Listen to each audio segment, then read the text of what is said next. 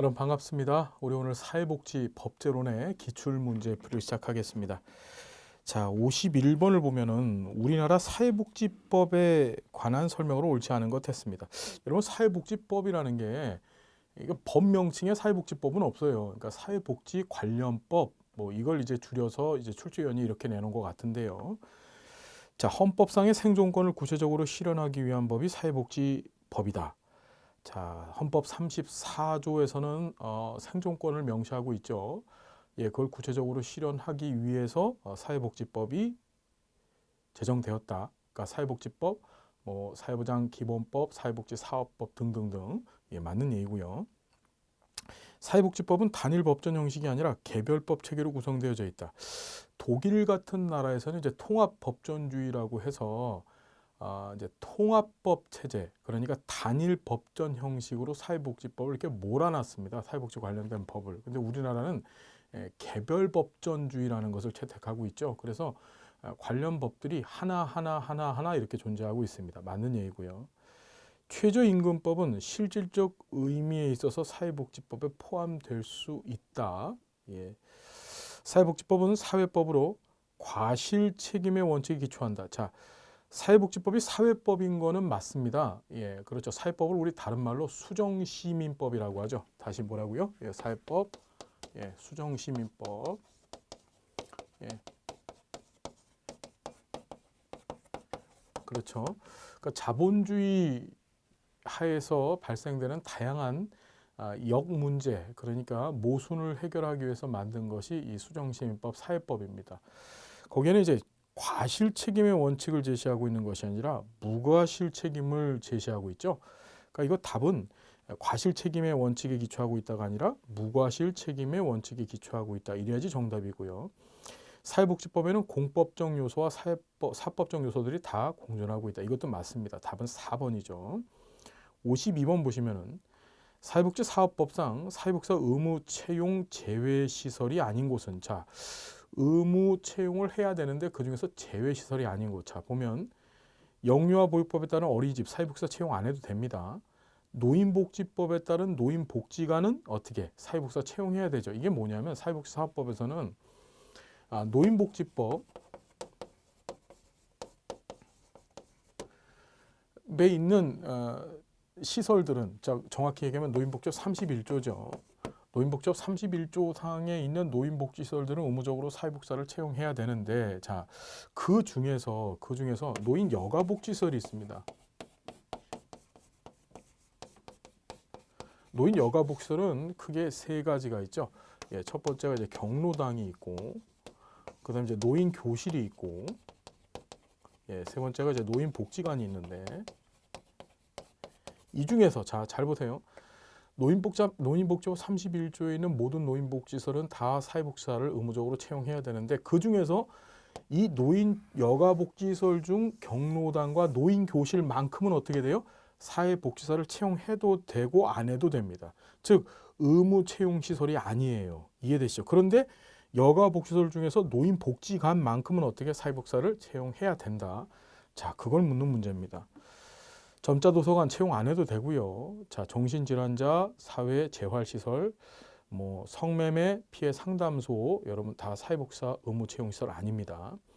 53번 보면 기초연금법에 대한 설명으로 옳지 않은 것 했습니다. 기초연금은 65세 이상인 사람으로서 소득 인정액이 선정 기준액 이하인 사람에게 지급한다. 맞죠?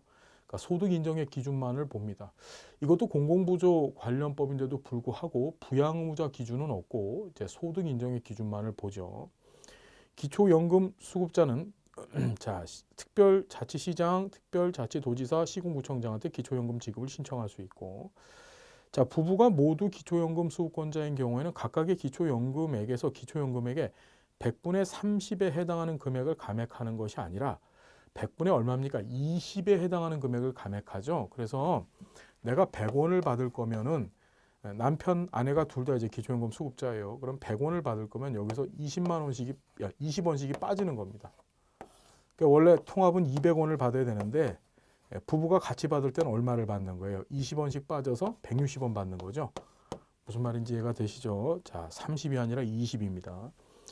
수급권자가 국외로 이주하면 수급권 상실되어지고요. 시장은 수급권자가 법령에 따라 사망한 것으로 추정되는 경우 사유가 발생한 날이 속하는 달의 다음 달부터 사유가 소멸한 날이 속하는 달까지는 기초연금을 지급을 정지합니다. 자, 54번 보시면은 국민기초생활보장법에 따른 의료급여 수급권자로서 의료급여법상 일종 수급권자가 아닌 사람은 일종 수급권자 아닌 사람 18세인 자 18세 미만인 자 다시 한번 18세 미만 즉 아동이죠. 현행 아동복지법상의 아동인데 그 사람은 여러분 일종 수급권자가 될 수 있습니다. 그런데 18세인 자였으니까 18세 이상이 되는 거잖아요. 요건 안 되는 거예요. 자, 65세인 자, 65세 이상인 자도 수급권자가 될 수 있습니다. 그 65세인 자 했으니까 65세가 포함이 되겠죠. 그러니까 이건 수급권자가 되죠. 장애인 고용 촉진 및 직업 재활법상에 따른 중증 장애인, 즉 장애 등급 1등급, 2등급인 자들, 임신 중에 있는 자, 병역 의무를 이행 중인 자. 여러분 18세 미만인 자, 그 미만이라는 말 안에 18세가 포함되지 않는다는 사실을 알아야만 이제 풀 수 있는 문제죠. 조금 문제를 좀 지저분하게 냈네요. 그렇죠?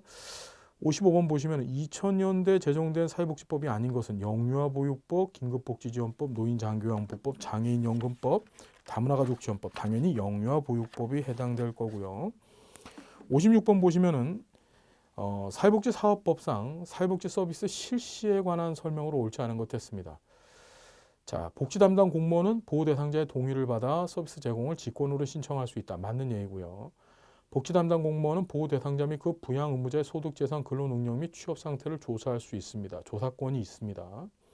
시군구청장은 서비스 제공의 실시 여부와 그 유형을 결정했을 때는 이를 서면이나 전자문서로 신청인에게 알려야 되고, 자, 서비스는 현물 또는 사회복지 서비스 이용권으로 제공되어지고, 복지부 장관은 보호 대상자와 그 부양 의무자의 정보를 5년 초과해서 요게 틀렸죠. 57번 보시면은 국민기초생활보장법상 소득의 범위에 해당하지 않는 것 했습니다. 퇴직금은 소득의 범위에 해당하지 않습니다. 임대소득, 사업소득, 국민연금법에 따른 연금, 친족으로부터 정기적으로 받은 금품 중 복지부 장관이 정하는 금액 이상의 금품, 이런 것들은 전부 소득 범위에 해당이 됩니다. 58번 보시면은 사회복지사업법상 사회복지법인의 정관에 포함되어야 될 사항을 모두 고른 것은 상당히 어려운 문제 나온 겁니다. 보통 나열된 내용이 너무나 많기 때문에 여러분들이 보지 않고 넘어가는 수가 있는데, 그래서 항상 말씀드리는 게 이 법제론 공부하실 때는 법정 공부를 하셔야 돼요. 이렇게 그냥 중요한 법조문만 뽑아서 정리한 걸 보지 마시고 법 전체를 좀 보셔야 됩니다. 그래서 사회복지사 1급 수험 준비를 하는 데 있어서 이 법제론 준비하는 시간이 좀 길어야 됩니다.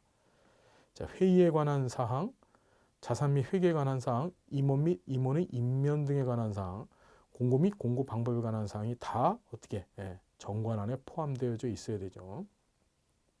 59번 보시면은 사회복지사업법상 사회복지위원회 등에 관한 설명으로 옳지 않은 것은 사회복지위원회 시도에 위치한다 그랬었죠.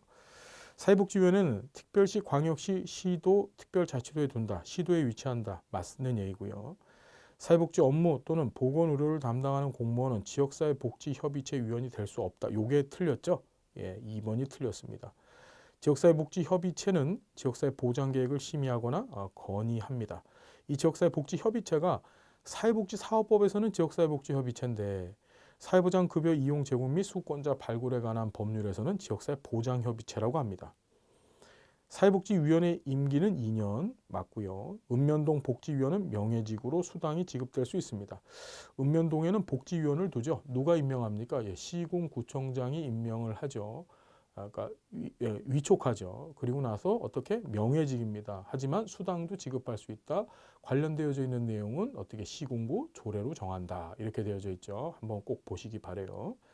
60번 보시면은 사회복지와 관련된 헌법의 내용으로 옳은 것을 모두 고른 것 했습니다. 헌법 전문이 등장을 했는데 헌법 전문에는 사회복지와 관련된 내용이 없다. 자, 헌법 전문에 사회복지와 관련된 내용 있습니다. 자, 환경권은 내용과 행사에 관해서는 조례로 정한다.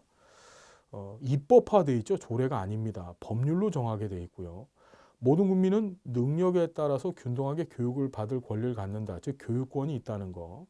여자의 근로는 특별한 보호를 받고 고용 임금 및 근로 조건에 있어서 부당한 차별을 받으면 안 된다. 디귿하고 리을이 맞는 얘기죠. 61번 보시면은 장애인 복지법상 장애인 등록에 관한 설명으로 옳은 것 했습니다. 장애인 등록을 할 수 있는 자는 장애인 본인에 한한다. 본인만이 아닙니다. 자, 국가는 외국인이 장애인으로 등록한 경우 예산 등을 고려해서 장애인 복지 사업의 지원을 제한할 수가 있습니다. 맞고요. 요게 맞는 얘기죠. 장애인 등록증은 받은 자가 사망하면 그 등록에 관한 권한은 상속권자에게 상속된다. 그랬으면 참 좋겠습니다. 그죠? 상속 안 됩니다. 예. 구청장은 장애인의 등급 사정을 위해서 구청장 직속의 정밀심사기관을 둬. 이것도 말도 안 되는 얘기고, 장애인의 등급 사정을 위해서 고용노동부의 등급판정위원회를 왜 두지? 예, 다 틀린 얘기입니다. 답은 2번이죠. 62번 보시면은 사회복지법의 법원에 관한 설명으로 옳은 것 했습니다. 자, 대통령의 긴급명령은 법원이 될 수 없다. 법원 될 수 있습니다. 국무총리는 사회복지에 관하여서 총리령을 직권으로 제정할 수 없다가 아니라 총리령이 있습니다. 자, 법률의 위임에 의한 조례는 법률과 동등한 자격을 갖습니다. 법률의 위임에 의해서 형성된 조례는 법률과 동등한 자격을 갖는 것이 아니라 법률 위에 있는 하위법이 되는 거죠. 그렇죠. 법률 밑에 있는. 그렇죠. 우리가 성문법 체계에서는 헌법과 법률, 명령, 조례, 규칙으로 구성되어져 있죠. 그렇죠.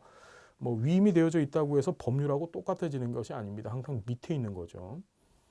자, 법령의 범위를 벗어난 조례는 법적 구속력이 당연히 없습니다. 왜요? 상위법 우선의 원칙이라는 것이 있어서 조례 위에 법률이 있기 때문에, 즉 법령이라는 것은 법률과 명령을 합한 거죠. 예, 절대 조례는 그 법령을 위반할 수가 없습니다. 관습법은 사회복지법의 법원이 될 수 있습니다. 자, 우리가 관습법은 대표적인 불문법이죠. 우리가 불문법의 종류 판례법, 관습법, 조리가 있는데 이것도 전부 다 어떻게 사회복지법의 법원이 될 수가 있습니다. 63번 보시면은 노인복지법상 노인학대에 관한 설명으로 옳지 않은 것 했습니다. 지자체는 노인학대를 예방하기 위해서 긴급 전화를 설치해야 된다. 여러분, 노인학대 신고 전화가 뭔가요? 1389번이죠. 이런 건 사회복지사에서 꼭 기억하셔야 돼요. 1389. 누구든지 노인학대를 알게 된 때에는 수사기관에 신고할 수 있고, 누구든지 정당한 사유 없이 노인학대 현장에 출동한 자에 대해서 현장 조사를 거부해서는 안 되고, 부양 의무자인 자녀는 노인을 위하여 지급된 금품을 목적 외의 용도에 사용할 수 없죠. 없습니다. 이것도 이제 자칫하면 이것이 경제적 학대가 되는 거예요. 우리가 노인 학대의 종류 뭐가 있습니까, 여러분? 예, 경제적 학대도 있고, 그다음에 신체적 학대, 정서적 학대, 그다음에 유기, 방임, 성적 학대, 이런 것들이 노인 학대 종류였었죠. 이게 경제적 학대에 해당하기 때문에 목적 외의 용도에 사용할 수가 없습니다. 노인학대 신고를 접수한 노인보호 전문기관의 직원은 지체 없이 노인학대 현장에 출동하여야만 합니다. 맞고요. 64번 보시면은 가정폭력 방지 및 피해자 보호 등에 관한 법률상 가정폭력 피해자 보호시설의 종류에 해당하지 않은 것, 당연히 단기, 장기, 외국인, 장애인, 예, 노인보호시설은 아니죠. 예, 노인보호시설. 예, 요건 아닙니다. 답은 5번이 아니고요. 자, 65번. 한부모 가족 지원법상 지원 대상자인 아동으로 옳은 것은 모두 몇 개인가 했습니다. 자, 부모의 생사가 분명하지 않은 아동, 부모가 유기하여서 부양을 받을 수 없는 아동, 부모가 신체 질병으로 장기간 노동 능력을 상실한 아동, 부모가 가정의 불화로 가출해서 부모의 부양을 받을 수 없는 아동, 부모의 장기 복용으로 부양을 받을 수 없는 아동. 이 전부 다가 뭡니까? 지원 대상 아동에 해당되죠. 이건 5개입니다. 참 이 기출 문제 참 희한하게 나왔습니다. 그죠? 예. 예, 어떻게 문제를 이렇게 냈을까요? 예. 그냥 기니디, 기억 니은 디귿, 리을미 뭐 이렇게 낸 것이 아니고 몇 개냐? 이렇게 문제를 냈습니다. 예, 참 예, 올해 요번 시험이 일단은 보기에 이 기호를 다는 것도 기존 시험 제도하고 완전히 바뀌어졌고, 그다음에 이런 식으로 굉장히 난센스하게 이렇게 시험 문제들을 출제를 하셨어요. 66번 보시면 다문화 가족 지원법상 실태조사 등에 관한 내용이다. 가로 안에 들어갈 용어를 바로 짝진 것은. 자, 무슨 장관은, 자, 다문화 가족 지원법의 관장, 이거 주무관청은 어딥니까? 그 여성가족부지요. 그러다 보니까 여성가족부 장관이 여기 담당입니다. 그러니까 주무관장이에요. 다문화 가족의 현황 및 실태를 파악하고 다문화 가족 지원을 위한 정책 수립에 활용하기 위해서 몇 년마다 3년마다 다문화 가족에 대한 실태 조사를 하고 그 결과를 어떻게 공포해야 된다. 자, 여성가족부 장관이 한다는 것과 그 다음에 3년마다 실제 조사한다는 거 꼭 좀 기억해 두세요. 67번 보시면은 성폭력 방지 및 피해자 보호 등에 관한 법률상 피해자 보호에 관한 설명으로 옳지 않은 것 했습니다. 일반 보호시설에 입소한 기간은 1년 이내이나 예외적으로 연장할 수도 있고, 누구든지 피해자를 고용하고 있는 자는 성폭력과 관련해서 피해자를 해고해서는 아니 되고, 지자체는 성폭력 전담 의료기관의 의료 지원에 필요한 경비의 전부를 지원할 수 없다. 일부 또는 전부를 지원할 수 있다라고 되어져 있죠. 그렇죠. 자, 없다가 아니라 있답니다. 국가는 피해자에 대해서 법률 상담과 소송 대리 등의 지원도 할 수 있고, 미성년자가 피해자인 경우 성폭력 행위자가 아닌 보호자가 입소에 동의하는 때에는 그 미성년자는 보호시설에 입소할 수 있다고 되어 있습니다. 올해 법제론의 특이점이 뭐냐면 이 성폭력 방지 및 피해자 보호 등에 관한 법률, 물론 사회복지 관련 법은 맞는데 주로 많이 다루지 않았던 법이었었거든요. 근데 여기서 이렇게 아주 세부적인 문제가 나왔었다는 게 좀 특이한 사항입니다. 올해 법제론이 상당히 어려웠다고 하죠. 상당히 어려웠다고 합니다. 68번 보시면은 사회보장 기본법상 사회보장 제도의 운영 원칙에 관한 설명으로 옳지 않은 것 했습니다. 자, 국가 지자체가 사회보장 제도를 운영할 때는 이 제도를 필요로 하는 모든 국민에게 적용하여야 한다. 자, 이게 보편성의 원칙이죠. 맞습니다. 사회보험은 국가 지자체의 책임으로 시행하는 것이 원칙이다. 자, 사회보험은 국가가 책임을 지게 돼 있고, 그렇죠? 국가 지자체가 책임지는 제도는 공공부조 제도였었죠. 그러니까 이거는 사회보험이 아니라 공공부조로 바꿔야만 합니다. 국가 지자체는 사회보장 제도의 정책 결정 및 시행 과정에 공익이 대표자 및 이해관계 등을 참가시켜서 이를 민주적으로 결정하고 시행하여야만 하고, 국가 지자체가 사회보장 제도를 운영할 때는 국민의 다양한 복지 욕구를 효율적으로 충족시키기 위해서 연계성, 전문성을 높여야만 하고, 국가 지자체는 사회보장 제도의 급여 수준과 비용 부담이 있어서 형평성을 유지해야 된다. 이게 이제 사회보장 기본법 제25조에 있는 내용들이거든요. 그래서 좀 봐주셔야 될 내용들인데 꼭 기억하셔야 될 게 공공부조는 누가 한다? 국가 지자체가 하고, 그렇죠. 그 다음에 사회보험은 국가가 합니다. 이 관련된 내용은 역시 동법인 사회보장기본법 제3조 안에도 그렇게 명시가 돼 있어요. 그래서 사회보장기본법 공부하실 때는 꼭 3조하고 25조를 같이 보셔야만 합니다. 자, 69번 보시면은 산업재해 보상보험법상 용어에 관한 설명으로 옳지 않은 것 했습니다. 업무상 사유에 따른 근로자의 부상, 질병, 장애 또는 사망은 이것을 업무상 재해라고 얘기를 하죠. 업무상 재해에 대해서만 어떻게 보상보험법이 효력을 갖습니다. 그래서 보상해 주는 거예요. 근로자란 근로기준법에 따른 근로자를 말하고, 그래서 이 산재보험하고 이 근로기준법의 관계는 조금 좀 법률적 용어를 쓴다면 근로기준법이 일반법적 위치에 있어요. 이 산재보험이 이 근로기준법의 특별법적 위치에 있고, 사실혼 관계에 있는 배우자는 유족에 포함되지 않는다. 유족에 포함이 당연히 됩니다. 사실혼 관계. 우리가 민법상의 혼인 관계를 이제 법적 혼과 사실혼으로 구분을 하는데, 혼인 신고를 하시면 이게 법률혼 또는 법적 혼이 되는 거고, 사실혼은 혼인 신고가 되지 않은 상태에서 이제 동거 관계를 갖고 있는 건데, 우리나라 민법은 이 사실혼을 인정하고 있습니다. 이해되시죠? 그래서 사실혼 관계에 있는 배우자는 유족에 포함이 된다. 그 민법 규정을 적용한 거죠.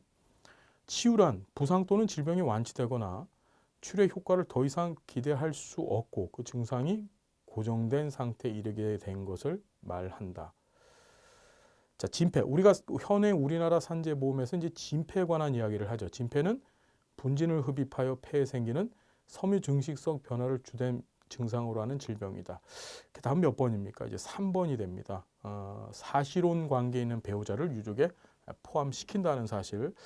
그 근거는 어디에 있다? 우리나라 민법 규정에 의해서 이런 근거가 만들어졌다는 거 좀 기억을 해 두십시오. 산재보험이 이번 시험에서 정책론 그리고 이 법제론에서 아주 폭넓게 많이 등장을 했습니다. 산재보험 관련된 법이. 여러분 좀 많이 보셔야 될 것 같아요. 이제 법제론 공부를 잘 하셔야 정책론이 해결이 됩니다. 지금. 예, 지금 사회복지사 1급을 준비하시는 여러분들은 부탁인데 법제론 공부를 하실 때 이 법전을 갖다 놓으시고 사회보장 기본법서부터 시작해서 하나하나 이렇게 법조문들을 이 기출되어진 법조문들 위주로 하여서 이렇게 좀 하나하나 체크하면서 보시는 시간을 좀 가지셨으면 좋겠어요. 그래서 지금 준비를 하시는 분들은 꼭 법전 가지고서 사회복지 법제 그다음에 사회복지 정책론을 좀 공부하자. 제가 부탁을 좀 드리겠습니다. 70번 보시면은 노인장기요양보험법상 다음은 어느 장기요양급여에 관한 설명인가 이랬습니다. 수급자를 하루 중 일정한 시간 동안 장기요양기간에 보호하여 신체활동 지원 및 심신기능의 유지 향상을 위한 교육, 훈련 등을 제공하는 장기요양급여. 이게 주야간 보호에 관한 얘기예요. 뭐냐면 우리가 장기요양보험에서 급여 종류가 이제 재가급여가 있고 이제 시설급여가 있고 이제 특별현금급여가 있습니다. 이 재가급여 안에 다시 이제 방문요양, 이제 방문모교, 방문간호, 그다음에 주야간보호, 그다음에 단기보호, 기타 재가급여가 있죠. 이게 6가지가 있어요. 자, 방문 요양이라는 것은 뭐 일정 시간을 두고 요양보호사가 그 집에 찾아가서 신체활동 지원 및 가사활동 지원 서비스를 제공하는 것이라고 되어져 있습니다. 뭐 현행법에서는 이제 최대 4시간까지를 인정해주고 있죠. 그렇죠. 이제 방문 목욕이라는 것은 이제 차량을 이용한 방문 목욕과 차량을 이용하지 않는 방문 목욕으로 구분되어지는데 이제 요양보호사 2명 이상의 요양보호사가 가서 1시간 이상 어떻게 목욕 서비스를 제공하는 것을 이제 방문 목욕이라고 합니다. 방문간호라는 것은 방문간호사가 의사의 처방 지시서를 가지고 가서 이제 간호처치를 하는 거죠. 뭐 욕창 치료를 한다든지, 뭐 드레싱, 욕창 치료를 한다든지, 뭐 주사를 놔준다든지 이런 것들을 하는 것이고. 주야간 보호라는 것은 이제 어린이집 생각하시면 돼요. 오늘 얘기 나오지만 노인 어린이집 또는 노인 유치원 생각하시면 됩니다. 일정 시간 동안 장기요양 기간에 보호해서 신체활동 지원, 심신기능 유지 향상을 위한 교육, 훈련 이런 것들을 제공하는 것. 이해되시죠? 그래서 하루 종일 가 있는 것이 아니고 일정 시간 동안만 가게 돼 있죠. 현행 우리나라 법제도 안에서는 어떻게 밤 12시, 그러니까 자정까지만 이제 급여 시간으로 인정을 해주고 있어요. 그러니까 자정 전에는 반드시 집에 돌아가야 되는 겁니다. 단기 보호라는 것은 일정 기간 동안, 그러니까 뭐 이런 거죠. 가족들이 어디 여행을 간다 그랬었을 때 뭐 치매, 중풍을 앓고 있는 자기 부모님을 모시고서 해외여행 가고 이럴 수는 없잖아요. 그 짧은 기간 동안을 이렇게 모시는 걸 맡겨두는 거죠. 이해가 되세요? 한 3, 4일 동안 이렇게 맡겨둡니다. 그럼 거기서 이제 단기 보호를 해주죠. 자, 그다음 기타 재가급여는 이제 복지용구를 얘기해서 이런 가정에서 생활하면서, 그러니까 이런 치매나 중풍 등의 노인성 질환을 앓고 계신 분들이 가정에서 생활하시면서 생활에 도움이 되는 기타 복지 장비들이 있습니다. 뭐 전동 침대라든지 휠체어든지 그런 것들을 임대, 그러니까 렌트해주거나 또는 비용을 지원해주는 거죠. 구입의 비용을. 예. 자, 이렇게 구성되어 있다는 것 좀 보시면은 알 수 있습니다. 70번도 꼭 좀 보십시오. 71번 보시면 사회보장 기본법상 사회보장에 관한 국민의 권리에 관한 설명으로 옳지 않은 것은, 자, 국가지자체는 최저보장 수준과 최저임금을 고려하여서 사회보장 급여 수준을 결정해야 된다. 이게 개정 전까지만 해도 최저임금과 그다음에 최저 생계비라 그랬거든요. 최저 보장 수준이 아니고. 그런데 국민기초생활보장법이 개정되면서 최저 생계비가 최종 보장 수준으로 바뀌었어요. 그래서 사회보장 급여 수준을 결정하는 두 가지 요인이 뭐다? 최저 보장 수준, 최저임금이다. 기억해 두시고, 관계법령에서 따로 정하는 경우에는 국가 지자체가 사회보장 급여 신청을 대신해 줄 수도 있습니다. 사회보장 수급권은 관계법령에서 따로 정하고 있는 경우에는 이 수급권이 어떻게 제한되어질 수도 있고, 자, 사회보장 수급권은 압류할 수 있다. 자, 사회보장 수급권의 특징이 뭐였었습니까? 자, 첫 번째 양도가 안 되죠. 양도 안 됩니다. 그 다음에 두 번째가 담보도 안 되죠. 세 번째가 압류도 안 됩니다. 이 세 가지. 양도, 남한테 돈을 받고 또는 뭐 무상으로 주는 거 안 되고요. 담보로 해서 뭔가를 받아내는 거 안 됩니다. 압류도 안 되죠. 사회보장 수급권이라는 게 뭔가요? 우리나라 사회보장기본법에서는 사회보장 수급권을 사회보장 급여 받을 권리라고 명시하고 있죠. 뭐라고요? 사회보장에 급여 받을 권리. 이걸 사회보장 수급권이라고 얘기합니다. 자, 그래서 압류할 수 없습니다. 모든 국민은 사회보장 관계법령에서 정하는 바에 따라서 사회보장 수급권을 갖습니다. 그렇죠. 이 사회보장 수급권은 크게 사회보험수급권, 공공부조수급권, 그리고 사회서비스수급권으로 구분되어지는데, 이것이 국민 중에 누구에게 가느냐, 누구에게 수급권이 부여가 될 수 있느냐는 각각의 급여 종류별로 틀리죠. 72번 보시면은 사회보장기본법상 비용 부담에 관한 설명으로 옳은 것을 모두 고른 것 했습니다. 사회보장 비용의 부담은 각각의 사회보장 제도의 목적에 따라서 국가, 지자체 및 민간 부분에 합리적으로 조정되어져야 되고, 국가만이 공공부조에 드는 비용의 전부 또는 일부를 부담하고, 자, 맞나요? 옳은 것인데 국가만이 공공부조에 드는 비용의 전부를 부담하는 것이 아니라 국가와 지자체가, 지방자치단체가 비용에 드는 전부 일부를 부담하는 것이죠. 자, 관계법령에서 정하는 일정 소득 수준 이하의 국민에 대한 사회 서비스에 대해서는 국가, 지자체가 비용의 전부 또는 일부를 부담하고, 부양 능력이 있는 국민에 대한 사회 서비스에 대해서는 관계법령이 정하는 바에 따라서 지자체가 비용의 일부를 부담할 수 있다라고 되어 있습니다. 답은 몇 번입니까? 기역, 디귿, 리을이 되겠죠. 그러니까 국가만이가 아니고 국가와 지방자치단체가 공공부조에 드는 비용의 전부 또는 일부를 부담하게 되어져 있습니다. 73번 보시면은 국민연금에 관한 헌법재판소 결정 내용으로 옳지 않은 것은, 이제 헌법재판소의 판례 문제가 시험 문제에 등장을 했어요. 다들 이거 73번을 보다 깜짝 놀랐죠. 한번 보시면은 국민연금제도는 다음 세대에서 현재 세대로 국민 간의 소득 재원배의 기능을 한다. 자, 다음 세대에서 현재 세대로 국민 간의 소득 재원배, 즉 세대 간 재분배를 한다. 우리나라 현재 국민연금제도는 적립 방식입니다. 다음 세대가 현재 세대한테 소득 재원배 기능을 하고 있지는 않죠. 자, 그래서 1번이 틀린 거고요. 국민연금보험료는 조세가 아니다. 일반적으로 이 연금보험료를 준조세라고 얘기합니다. 정확히 얘기해서 조세는 아닙니다. 국민연금의 소득재원배 기능은 고소득자의 재산권을 침해하는 것이 아니다. 국민연금제도는 헌법상의 시장 경제 질서에 위배되지 않는다. 공적연금 수급권은 재산권 보호의 대상이 된다.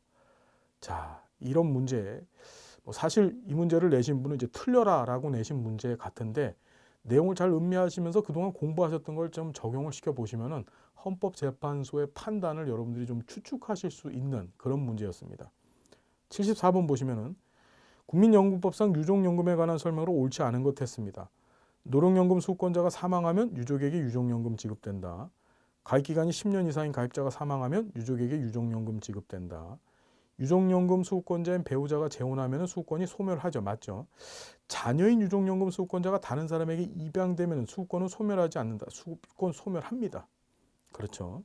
장애 등급이 3등 상급인 장애연금 수급권자가 사망하면 유족에게 유족연금이 지급되지 아니한다. 맞죠? 자, 75번 보시면은 사회보장기본법상 사회보장 기본계획에 관한 내용이다. 들어갈 숫자. 자, 복지부 장관은 관계중앙행정기관의 장과 협의해서 사회보장 증진을 위해서 사회보장에 관한 기본계획을 몇 년마다 수립하더라? 5년마다 수립하게 되어져 있다는 사실까지 여러분 좀 봐주시면 되는데, 올해 법제론 시험이 주로 어디서 시험 문제가 많이 나왔습니까? 보시니까 사회부장 기본법이 많이 나왔죠. 우리 뭐 의료급여법, 뭐 우리가 다루는 법 중에서 사회복지사업법에서도 별로 문제가 나오질 않았고, 사회보장 급여 이용 및 제공 수권자 발굴에 관한 법률에서도 한 문제도 등장하지 않았습니다. 주로 나온 게 사회보장 기본법하고, 그 다음에 뭐 특이한 법들 뭐 이렇게 몇 개 등장을 해서 굉장히 예측하지 못하게 기출되어졌던 것이 법제론이었어요. 그래서 굉장히 낭패를 많이 봤습니다. 아마 다음, 제 추측인데 다음 시험서부터는 이렇게 내진 않으실 것 같아요. 좀 난이도나 또는 출제 범위, 저는 출제 분포에 있어서 좀 실패한 그런 이번 시험이 바로 법제론 시험이었던 것 같습니다. 여하튼지 간에 여러분 공부하시느라 고생 많으셨고, 앞으로 시험을 준비하시는 여러분들은 좀 골고루 공부하시되 법제론 같은 경우는 꼭 법전을 가지고서 읽어보시면서 공부하시는 그런 시간 가셨으면 좋겠습니다. 함께 해주셔서 고맙습니다. 다음 시간 또 행복한 모습으로 만나 뵙겠습니다. 감사드립니다.